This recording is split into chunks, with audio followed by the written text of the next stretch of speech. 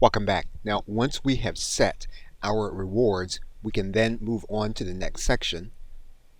We're first going to save our campaign. We're then going to click on Sharing and Actions. And what we're now going to do is we're going to give value to the activity of the individual that will be doing the sharing. And so basically, what you want to do is to think about how an individual is going to be able to get the points that you have set up for your incentive and or your grand prize. And so what we're going to do is we're going to set different incentives for each social network. We can also give the individual points for signing up to the campaign themselves. We can give them additional points when someone signs up through their invite link.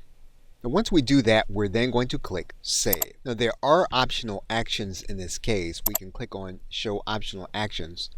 And we can give an individual points if someone visits the opt-in page. And what you want to do is make it so that an individual can reasonably reach all of the incentives with the actions that are going to be available to them. And once you have all of your actions for clicks on the social share buttons, as well as your signups and referral, you can then click Save. Now we can set up points for doing custom actions, and we're going to talk about that in the next video. Okay, so with that, thanks, and I will see you in the next video.